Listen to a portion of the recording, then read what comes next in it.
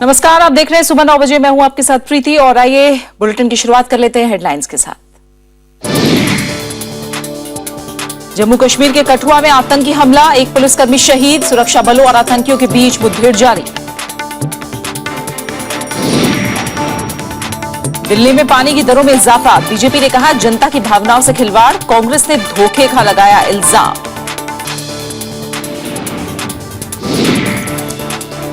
खान और खनिज संशोधन विधेयक पर सरकार और विपक्ष आमने सामने, आज भी जारी रहेगी बिल पर चर्चा। सीपीएम के बिल को प्रवर समिति के पास दोबारा भेजने की मांग। दीमापुर हत्याकांड की जांच का जिम्मा सीबीआई को, मुख्यमंत्री जेलियांग की अध्यक्षता में हुई बैठक में फैसला, अब तक 55 गिरफ्तार। विश्व कप का तीसरा क्वार्टर फाइनल मुकाबला आज एडिलेड में पाकिस्तान और ऑस्ट्रेलिया आमने सामने, विजेता टीम की सेमीफाइनल में टीम इंडिया से होगी भिड़ंत। फिलहाल आपको एक अहम खबर बता दें, जम्मू के कठुआ जिले में आज सुबह हुए आतंकी हमले में पुलिस का एक जवान शहीद हो गया और कई जख्मी हुए हैं। जो जानकारी मिल रही है उसके मुताबिक सुबह 6:15 बजे 3 से 4 आतंकियों ने राजबाग थाने पर हमला किया और आतंकी पुलिस स्टेशन में प्रवेश कर गए। इसके बाद प्रशासन ने पठानकोट और जम्मू हाईवे बंद कर दिया। आतंकी अभी भी पुलिस स्टेशन के अंदर हैं और मुठभेड़ जारी है।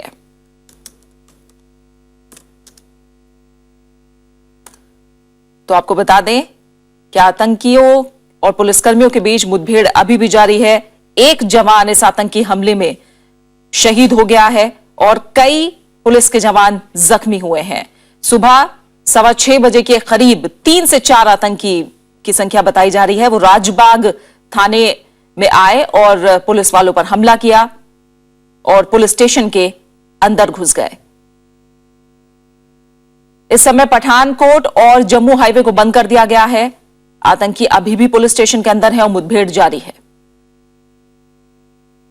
स्थानीय पत्रकार रजनीश परिहार हमारे साथ जुड़े हैं, उनका रुख करते हैं। रजनीश, अभी तक क्या पता लग पा रहा है? 3 से 4 आतंकी होने की खबर बताई जा रही है, मुठभेड़ अभी भी जारी है, क्या कुछ और पता लग पा रहा है? ये एकदम सच है कि वहां पे 4 से 5 के करीब में आतंकवादी घुसे हुए हैं राजबाग पुलिस स्टेशन के अंदर और फायरिंग बड़े जोर से चल रही है। लेकिन इस टाइम आर्मी और सीआरपी ने पूरा एरिया जो है वो कॉर्डन किया हुआ है और अभी ये कहा जा रहा है कि फायरिंग जो है वो बड़ी तेज है और एक जो है पुलिसकर्मी पहले मर गया था और एक अभी मर गया है और उसको डेड बॉडी वहीं पे पड़ी हुई है। जी, क्या माना जाए, 2 दिन पहले इस तरह की खबर भी थी रजनीश की आतंकी हमले की फिराक में हैं इस एरिया में आतंकी, ये उसी से जोड़कर देखा जाए? जी, ये एक्चुअली जिस एरिया में ये हुआ है इसके साथ ही बिल्कुल इंटरनेशनल बॉर्डर जुड़ा हुआ है और इतना फल फ्लंग एरिया है कि वहां से पाकिस्तान की तरफ से वहां से इस और जो है ये मिलिटेंट घुसते हैं और फिर ये बिल्कुल नेशनल हाईवे पे आ जाते हैं। और 2 दिन पहले ये खबर चल रही थी और सिक्योरिटी के इंतजाम भी किए गए थे, लेकिन उसके बावजूद भी आज तड़के सुबह एकदम से इन्होंने हमला कर दिया राजबाग पुलिस स्टेशन के ऊपर। बहुत बहुत शुक्रिया रजनीश, आपका हमारे साथ जुड़ने के लिए, इस तमाम जानकारी के लिए। जम्मू कश्मीर के कठुआ जिले में आज सुबह एक पुलिस स्टेशन पर आतंकियों ने हमला किया। फिलहाल जो खबर मिल रही है, लगभग 4 आतंकवादी यहां पर हैं, 2 पुलिसकर्मी अब तक शहीद हो गए हैं और अतिरिक्त सुरक्षा बल भी भेजे जा रहे हैं। फिलहाल यहां मुठभेड़ आतंकियों के साथ अभी भी जारी है। आइए आगे कुछ और खबरों का रुख करते हैं। दक्षिण एशिया में शांति के लिए पाकिस्तान से आतंकवाद पर लगाम जरूरी है, ये कहना है केंद्रीय गृह मंत्री राजनाथ सिंह का। जयपुर में एक सम्मेलन में उन्होंने भारतीय मुसलमानों की देशभक्ति की भी तारीफ की। जयपुर में हो रहे आतंकवाद के खिलाफ एक अंतर्राष्ट्रीय सम्मेलन में गृह मंत्री राजनाथ सिंह ने पाकिस्तान को आड़े हाथों लिया। उन्होंने कहा कि आतंकवादियों को अच्छे और बुरे के खांचे में बांटने की रणनीति फेल हो चुकी है। गृह मंत्री ने बताया कि भारत में अधिकतर आतंकवादी घटनाएं सीमा पार से होती हैं। If the ISI and the Pakistan army stops its support to certain terror outfits, I have no hesitation in saying that the security situation in South Asia will improve significantly. गृह मंत्री के मुताबिक भारतीय मुसलमान मुख्य धारा का हिस्सा हैं, इसलिए उनका झुकाव इस्लामिक स्टेट जैसे आतंकी संगठनों की विचारधारा की तरफ नहीं हुआ।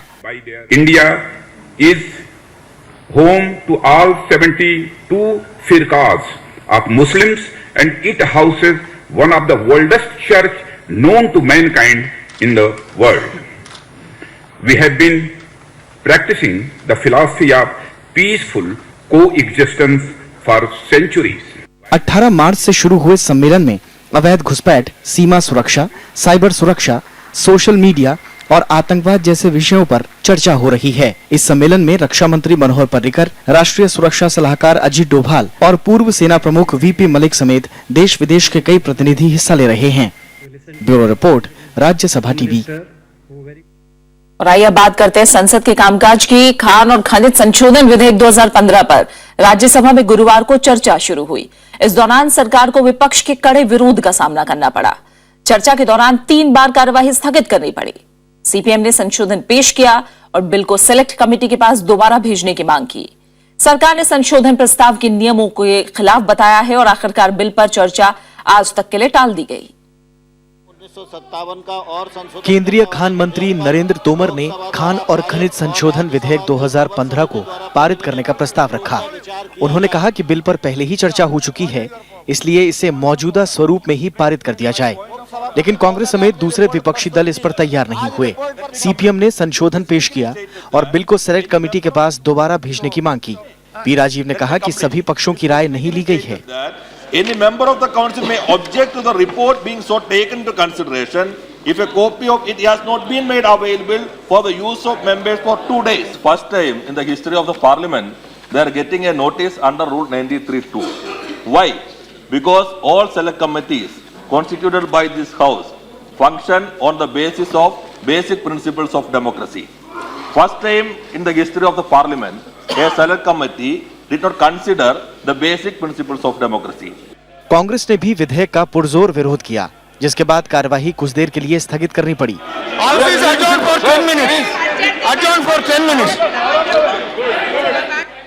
सरकार ने पी राजीव के संशोधन प्रस्ताव का विरोध किया। सदन के नेता अरुण जेटली ने इसे सदन के नियमों के खिलाफ बताया। That 93(2), that is the provision which requires a twice submission to select committee, has not been made applicable to that. Bills originating in Lok Sabha and coming here refers only once under 125 that it can be referred to the select committee. That procedure has been exhausted. सरकार और विपक्ष में जारी गतिरोध के बीच 3 बार सदन की कार्यवाही स्थगित करनी पड़ी। आखिरकार ये तय किया गया कि विधेयक पर आगे की चर्चा शुक्रवार को होगी। Views expressed by some members of that side and also particularly the leader of the opposition and deputy leader, that instead of continuing it now, that we can take it up tomorrow morning. Tomorrow morning will be little this thing, but still keeping in view the wish of the opposition, we have agreed that we'll have a discussion tomorrow morning, starting with the mines and mineral bill. What we decided 11 to 12 and then 2:30 onwards. Yeah. Because there's a Friday tomorrow. Yeah. So from 1 to 2:30. Yeah. Tomorrow it was agreed we dispense with the 0 hour. We dispense with the 0 hour, start this business of the legislative work. Yeah, that is it. We will continue till 12. After that resume at 2:30. Yeah. P Rajiv के संशोधन प्रस्ताव पर उठे सवालों पर उपसभापति पीजे कुरियन फैसला शुक्रवार सुबह 11 बजे सुनाएंगे। विशाल दहिया, राज्यसभा टीवी। और राज्यसभा में सभी दलों के सांसदों ने किसानों को तुरंत मदद और कर्ज माफी की मांग की।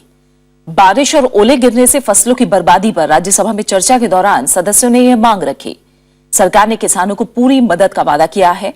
सदन के नेता अरुण जेटली ने कहा कि कृषि मंत्री ने हर राज्य में फसलों की बर्बादी के आकलन के लिए अलग अलग टीमें गठित की हैं। राज्यसभा में हर पार्टी ने पीड़ित किसानों के मसले पर आम सहमति जताई और सरकार से ठोस कदम उठाने की दरख्वास्त की। इस पर सदन के नेता अरुण जेटली ने सांसदों को खस्ताहाल किसानों की हालत सुधारने के लिए तत्काल कार्रवाई का भरोसा दिलाया। साथ ही उन्हें उचित मुआवजा देने की भी बात कही। जेटली ने जानकारी दी कि कृषि मंत्री ने हर राज्य में नुकसान के आकलन के लिए अलग टीम गठित की है। कृषि विभाग ने हर राज्य के लिए अलग अलग टीम गठित कर दी है और आज से कृषि विभाग के जो तीनों मंत्री हैं वो स्वयं भी इन राज्यों के दौरे के ऊपर जा रहे हैं। जेटली के आश्वासन से पहले किसानों के मसले पर चर्चा की शुरुआत जेडीयू सांसद केसी त्यागी ने की। सर, हमारी किस्मत इतनी खराब है कि सरकार भी खिलाफ और भगवान भी खिलाफ, किसके पास फरियाद करने के लिए जाए। आज तक केंद्र सरकार का एक मंत्री, किसी सूबे का मुख्यमंत्री किसानों के पास जाकर के ये नहीं पूछ पाया कि तुम्हारा नुकसान क्या हुआ है। पूरे देश के अंदर अधिकांश राज्यों में बेमौसमी बरसात की कुदरती मार से तो जो पूरा देश का किसान दुखी है, बहुत परेशान है और इस समय किसानों की 3/4 फसल बर्बाद हो चुकी है। नेता प्रतिपक्ष गुलाम नबी आजाद ने फसलों के नुकसान का सही आकलन करने की मांग की। उपभोक्ता पर इसका सबसे ज्यादा, जैसे मायावती जी ने बताया कि कीमतें बढ़ जाएंगी और कीमतें बढ़ जाएंगी तो उसमें भी सबसे ज्यादा जो प्रभावित लोग हो जाएंगे वो बेचारे गरीब लोग होंगे। और खास तौर पर क्रॉप लोन वेव करने की आवश्यकता है। जो लॉन्ग टर्म लोन लिया है, चाहे कुआं करने के लिए, कहीं मशीन खरीदने के लिए, कहीं ट्रैक्टर खरीदने के लिए, इसका टोटल रीशेड्यूलमेंट करना चाहिए, इसको इंस्टॉलमेंट देना चाहिए, इसका इंटरेस्ट वो माफ करने के लिए कुछ कदम उठाने चाहिए। पहले तो आत्महत्या करते थे किसान, लेकिन अब की बार पहली बार ऐसा हुआ है कि खेत पर जाकर किसान को इतना जबरदस्त शौक लगा है कि कई किसानों की हार्ट फेल होने से, अपनी फसल को देखने से जो धक्का लगा, हार्ट फेल होने से उनकी मौत हुई है। हाल में बेमौसम बारिश से देश के कई राज्यों में फसलें बर्बाद हो गई हैं। रबी की फसलें बारिश की भेंट चढ़ गई हैं, लिहाजा कई प्रदेशों से किसानों की आत्महत्या की खबरें भी आ रही हैं। कृति मिश्रा के साथ ब्यूरो रिपोर्ट, राज्यसभा टीवी। भूमि अधिग्रहण बिल पर केंद्रीय मंत्री नितिन गडकरी ने खुली बहस की चुनौती दी है। उन्होंने कांग्रेस अध्यक्ष सोनिया गांधी और समाजसेवी अन्ना हजारे के अलावा तमाम विपक्षी दलों के नेताओं को खत लिखा है। गडकरी ने कहा है कि बिल पर राजनीति सही नहीं है, जबकि कांग्रेस इस बिल पर बहस को तैयार है। भूमि बिल के विरोध में कांग्रेस समेत 14 पार्टियों के कड़े तेवर के बाद सरकार ने बिल को प्रतिष्ठा का सवाल बना लिया है। बिल पर विपक्ष के साथ सहमति बनाने में अब तक नाकाम रही केंद्र सरकार विरोधी पार्टियों को खुली बहस का न्योता दे रही है। केंद्रीय मंत्री नितिन गडकरी ने कांग्रेस अध्यक्ष सोनिया गांधी, समाजसेवी अन्ना हजारे समेत तमाम नेताओं को खत लिखकर कहा है कि भूमि बिल पूरी तरह से किसानों के हित में है। उन्होंने विपक्ष से समर्थन की गुहार भी की है। सभी विरोध करने वाले पार्टी के जो अध्यक्ष है उनको, सामाजिक कार्यकर्ता और एनजीओज में से जैसे अन्ना हजारे जी जैसे नेता है, उनको भी प्रार्थना की है कि आप खुली चर्चा करिए, चर्चा मीडिया के सामने हो और आपकी जो बात है वो हम खुलासा कर देंगे। अगर इसके बावजूद अगर हमारी कुछ बात गलत होगी तो स्वीकार करेंगे और अगर नहीं गलत है तो आप स्वीकार करिए। उधर खुली बहस की चुनौती स्वीकार करते हुए कांग्रेस ने संसद से सड़क तक बिल का विरोध करने की बात कही है। लैंड एक्विजिशन बिल जो 1.5 साल पहले सारे पार्टी ने इकट्ठे यूनानिमसली पास किए थे पार्लियामेंट में, बीजेपी भी शामिल थे उसमें, उनको इतने अमेंडमेंट्स लेने की क्या जरूरत है। और जब ये अमेंडमेंट्स ये बिल का, ये एक्ट का हृदय और आत्मा को बिल्कुल छीन के लेके फेंक रहे हैं, तो नेचुरली हमारे ऑब्जेक्शंस होंगे और जनता के ऑब्जेक्शंस है। कांग्रेस अध्यक्ष सोनिया गांधी की अगुवाई में मंगलवार को 14 सियासी दलों ने संसद से राष्ट्रपति भवन तक मार्च किया था। विपक्षी दलों ने राष्ट्रपति प्रणब मुखर्जी को ज्ञापन सौंपकर हस्तक्षेप की मांग भी की थी। एनडीए के भूमि बिल के विरोध में देश भर में प्रदर्शनों का दौर जारी है। वहीं सरकार इसे मौजूदा सत्र में राज्यसभा से पारित कराने की कोशिशों में जुटी है। Bureau report, Rajya Sabha TV. Delhi को मुफ्त पानी देने का ऐलान करने वाली आम आदमी पार्टी सरकार ने पानी की दरों में 10% की बढ़ोतरी कर दी है। हालांकि ये बढ़ोतरी 20,000 लीटर से ज्यादा पानी इस्तेमाल करने वालों पर लागू होगी। इस फैसले को तमाम राजनीतिक दलों ने कड़ी आलोचना की है। आम आदमी पार्टी सरकार ने 20,000 लीटर पानी भले ही मुफ्त कर दिया हो, लेकिन इससे ऊपर की खपत पर 10% दरें बढ़ाकर लोगों को झटका भी दे दिया। उप मुख्यमंत्री मनीष सिसोदिया की अध्यक्षता में गुरुवार को जल बोर्ड की बैठक में बढ़ोतरी को मंजूरी दी गई, जो तत्काल प्रभाव से लागू हो गई। बीजेपी ने फैसले का विरोध किया है और इसे जनता की भावनाओं से खिलवाड़ करार दिया। वहीं कांग्रेस ने इसे लोगों के साथ धोखा बताया और कहा कि इस कदम से आम आदमी पर अतिरिक्त बोझ पड़ेगा। जब इन्होंने लोगों को कहा था कि हम फ्री पानी देंगे, 50% बिजली फ्री देंगे, वाईफाई देंगे, तो साथ में इनको लिखना चाहिए था बड़ा बड़ा कंडीशन अप्लाई। तो जब चीजें होती तो कंडीशन अप्लाई, अब चीजें निकल करके आ रही हैं। 1 महीना भी अभी पूरा नहीं हुआ और ये वापस जो है अपने पुराने वायदों से पीछे चलते जा रहे हैं। ये बहुत दुख की बात है। मैं केजरीवाल जी को सलाह देना चाहूंगा, क्योंकि उन्होंने कहा था कि वो मुझसे सलाह लेते रहेंगे और मैंने भी कहा कि वो मांगे या ना मांगे मैं सलाह जरूर दूंगा। तो जनता के बीच में अपनी विश्वसनीयता आगे बनाए रखे। जबकि दिल्ली सरकार का दावा है कि जल बोर्ड की इस व्यवस्था से गरीब परिवारों पर कोई बोझ नहीं बढ़ेगा। जो 700 लीटर से पानी कम खर्च कर रहा है उसका अभी भी 0 बिल आएगा, और जो ज्यादा खर्च कर रहा है उसको 10% ज्यादा देना पड़ेगा। और तो पानी बचाने की भी आदत डालनी है ना। दिल्ली जल बोर्ड की बैठक में देरी से भुगतान के मामले में 31 मार्च तक भुगतान करने पर सरचार्ज पर 100% छूट, अवैध कनेक्शनों को नियमित करने और 250 टैंकर खरीदने का भी फैसला लिया गया। 25 फरवरी को आम आदमी पार्टी सरकार ने दिल्ली में 20,000 लीटर तक मुफ्त पानी देने की घोषणा की थी। अनु दीवान के साथ bureau report, Rajya Sabha TV.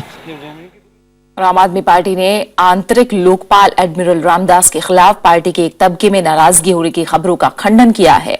Party ने एक बयान जारी करके साफ कर दिया है कि पार्टी के भीतर एडमिरल रामदास का जो मुकाम है वो बरकरार रहेगा और उनकी भूमिका पर किसी को कोई संदेह नहीं है।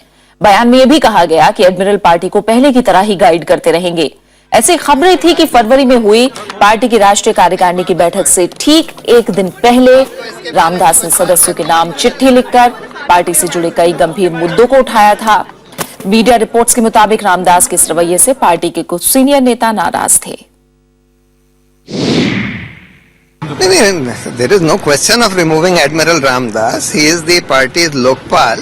He is a very, very important pillar of the party, extremely critical pillar of the party. Telecom spectrum e नीलामी के 14वें दिन गुरुवार को बोली 1,09,000 करोड़ रुपए पर पहुंच गई। स्पेक्ट्रम की नीलामी से जहां सरकार को 1 लाख करोड़ रुपए से ज्यादा की कमाई हुई है, वहीं मोबाइल सेवा मुहैया कराने वाली कंपनियों को इसके लिए बड़ी कीमत चुकानी पड़ रही है।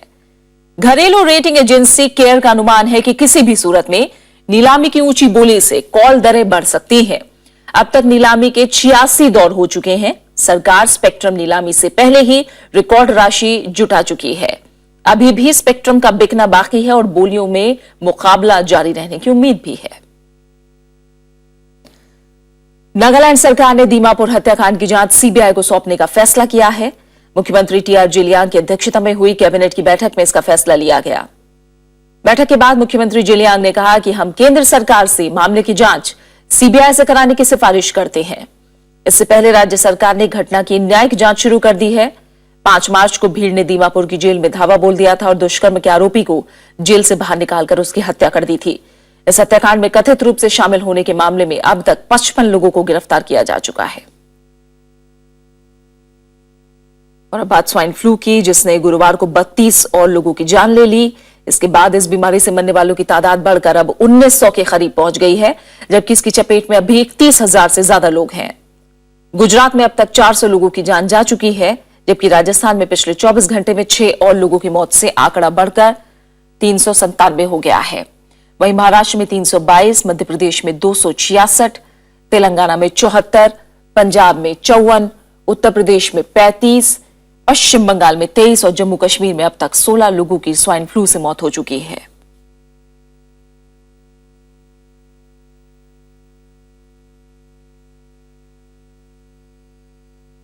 आइए बात करते हैं कुछ अहम अंतर्राष्ट्रीय खबरों की। इजराइल के चुनाव में बेंजामिन नेतन्याहू की जीत के बाद अमेरिका और इजराइल के संबंधों में दरार पड़ती नजर आ रही है।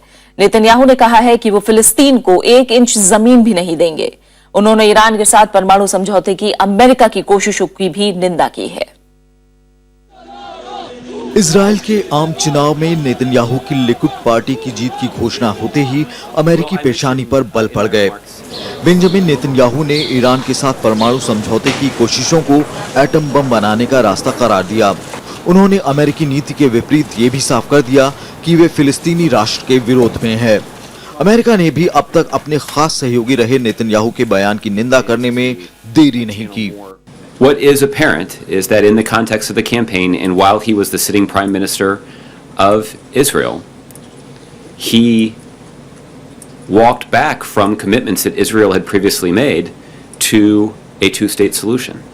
हालांकि अमेरिकी राजनीति की एक सच्चाई ये भी है, डेमोक्रेटिक हो या रिपब्लिकन, कोई भी सार्वजनिक रूप से इजराइल के विरोध में खड़ा नहीं हो सकता। I got asked a little bit yesterday about the president making a phone call to congratulate Prime Minister Netanyahu. I can tell you that already today, White House officials have been in touch with their Israeli counterparts to try to schedule this phone call. This phone call could take place as early as today. So there certainly is the possibility of a conversation over the telephone between the two leaders. Netanyahu के बयान की चौतरफा निंदा हो रही है। बावजूद इसके उन्होंने अपने रुख से पलटने से इनकार किया है। अपनी जीत के बाद दिए गए एक इंटरव्यू में नेतन्याहू ने कहा कि अमेरिका और इजराइल के संबंध अटूट हैं। Why should President Obama trust you when you came to Congress to lobby against his negotiations with Iran? I think there's an unbreakable bond between Israel and the United States. The president said that. I've said that. इस बीच फिलिस्तीन ने कहा है कि वो अपनी मांगों पर आज भी अडिग है और इजराइल को अंतर्राष्ट्रीय समझौतों के तहत बातचीत को आगे बढ़ाना चाहिए, जिससे फिलिस्तीन को अपनी जमीन मिल सके।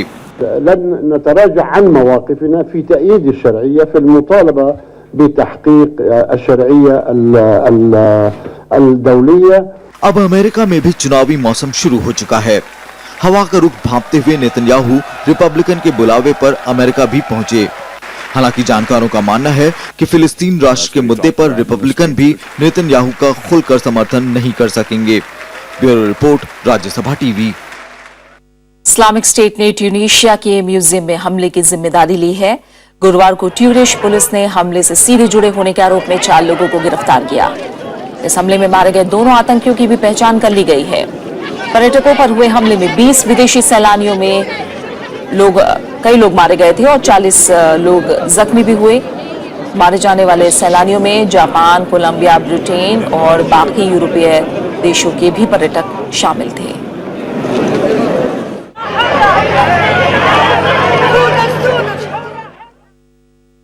बेल्जियम की राजधानी ब्रुसेल्स में हो रही यूरोपियन यूनियन की बैठक में तय किया गया है कि मिन्स्क समझौते के लागू होने तक रूस पर प्रतिबंध जारी रहेंगे। हालांकि इटली, यूनान, साइप्रस सहित कई देशों ने रूस पर प्रतिबंध जारी रखने का विरोध किया है। ब्रुसेल्स में जमा इन यूरोपीय नेताओं की बातचीत का मुख्य विषय मिन्स्क समझौते को लागू करवाना है। रूस और यूक्रेन में शांति ही यूरोप की ऊर्जा संबंधी चिंताओं को दूर कर सकती है।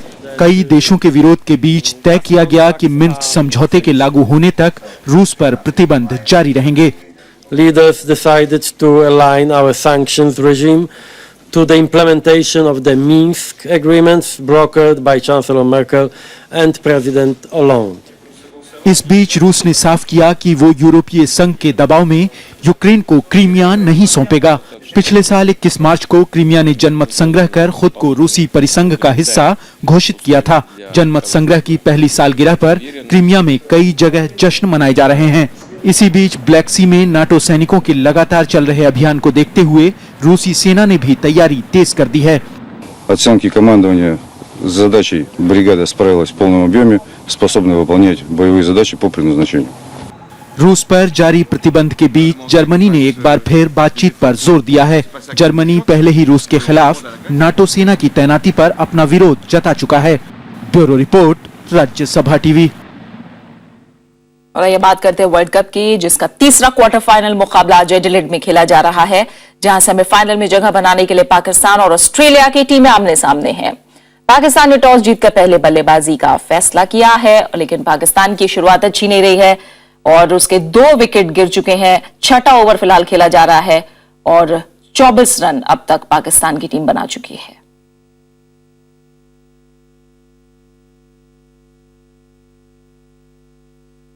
और टीम इंडिया विश्व कप क्रिकेट का खिताब जीतने से महज 2 कदम दूर है। गुरुवार को खेले गए क्वार्टर फाइनल मुकाबले में भारत ने बांग्लादेश को 109 रनों से मात देकर सेमीफाइनल में जगह बना ली। सेमीफाइनल में टीम इंडिया का मुकाबला आज की विजेता टीम ऑस्ट्रेलिया या पाकिस्तान से होगा। राष्ट्रपति और प्रधानमंत्री ने जीत पर टीम को बधाई दी है, तो वहीं पूरे देश में जश्न का माहौल है।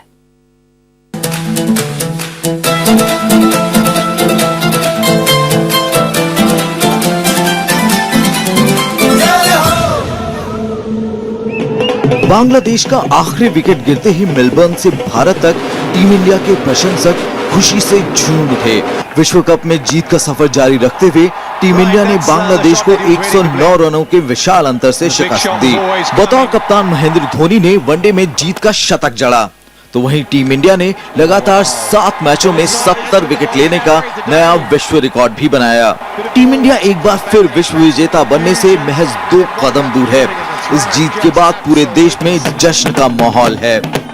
अच्छा लगा और बहुत ही ज्यादा प्राउड फील कर रहा हूँ कि मैं इंडियन हूँ और इंडिया ने एक भी मैच नहीं हारा और सारे मैच कंटेस्टेंट जीत के आई है और मैं होप रखता हूँ कि आगे भी हम इंडिया सारे मैच जीतते आएंगे।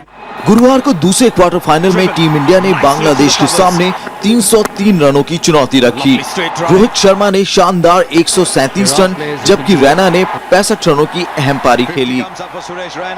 We are good thinkers and overthinking can actually kill you, especially in an environment like this where there's already so much pressure, especially if you're part of the Indian cricket team. It's not only about doing well on the field. और आज साल का पहला सूर्य ग्रहण लग रहा है। हालांकि ये भारत के किसी हिस्से में दिखाई नहीं देगा। इसे यूरोप, अफ्रीका और अटलांटिक महासागर में देखा जा सकता है। यूरोप, अफ्रीका और अटलांटिक महासागर के देशों में आज अद्भुत खगोलीय नजारा देखा जाएगा, जिसे देखने के लिए जर्मनी समेत दूसरे देशों के लोगों में खासा उत्साह है। But there's no cloud and that we see something at least, because that everybody on our ship, and there's 400 of us, has come specifically to see the eclipse. सूर्य ग्रहण भारतीय समय अनुसार दोपहर 1:11 से शुरू होकर शाम 5:20 तक रहेगा। ग्रहण की कुल अवधि 4 घंटे 9 मिनट रहेगी। सूर्य ग्रहण तब होता है जब सूर्य और पृथ्वी के बीच में चंद्रमा आ जाता है, जिसकी वजह से सूर्य की किरणें सीधे जमीन पर नहीं आ पाती। सूर्य पूरी तरह चंद्रमा की ओट में छिपा मालूम होता है, जिसकी वजह से सूर्य ग्रहण के दौरान अंधेरे जैसी स्थिति बनती है। Bureau report, Rajya Sabha TV. और आज मशहूर पार्श्व गायिका अलका याग्निक का जन्मदिन है। लता मंगेशकर और आशा भोसले के बाद सबसे ज्यादा गानों को आवाज देने वाली वो पहली गायिका है। उनके नाम 7 फिल्मफेयर अवार्ड भी हैं। आइए देखते हैं अलका जी को उनके जन्मदिन की हार्दिक शुभकामनाएं और सुनते हैं उनके कुछ चुनिंदा गीत। झुकी झूमत ताल ताल दे तारी मोहन रूप विभोर बावरी घूंघट की आड़ से दिलबर का दीदार अधूरा कहता है जब तक ना पड़े आशिक की नजर सिंगार अधूरा रहता है। 1 2 3 4 5 6 7 8 9 10 11 12 13 तेरा करो दिन दिन दिन पे इंतजार आजा पिया आई बहार गजब का है दिन सोचो जरा ये दीवानापन देखो जरा तुम हो अकेले हम भी अकेले मजा आ रहा है कसम से सूरज हुआ मध्यम चांद जलने लगा आसमां ये हाय क्यों पिघलने लगा मैं ठहरी रही जमीन चलने लगी धड़का ये दिल सांस थमने लगी हाँ क्या ये मेरा पहला प्यार है सजना क्या ये मेरा पहला। और अब आखिर में एक नजर हेडलाइंस पर। जम्मू कश्मीर के कठुआ में आतंकी हमला, 2 पुलिसकर्मी शहीद, सुरक्षा बलों और आतंकियों के बीच मुठभेड़ जारी। दिल्ली में पानी की दरों में इजाफा, बीजेपी ने कहा जनता की भावनाओं से खिलवाड़, कांग्रेस ने धोखे का लगाया इल्जाम। खान और खनिज संशोधन विधेयक पर सरकार और विपक्ष आमने सामने, आज भी जारी रहेगी बिल पर चर्चा। सीपीएम की बिल को प्रवर समिति के पास दोबारा भेजने की मांग। दीमापुर हत्याकांड की जांच का जिम्मा सीबीआई को, मुख्यमंत्री जुलियान की अध्यक्षता में हुई बैठक में फैसला, अब तक 55 गिरफ्तार। और विश्व कप का तीसरा क्वार्टर फाइनल मुकाबला आज एडिलेड में पाकिस्तान और ऑस्ट्रेलिया आमने सामने, विजेता टीम की सेमीफाइनल में टीम इंडिया से होगी भिड़ंत।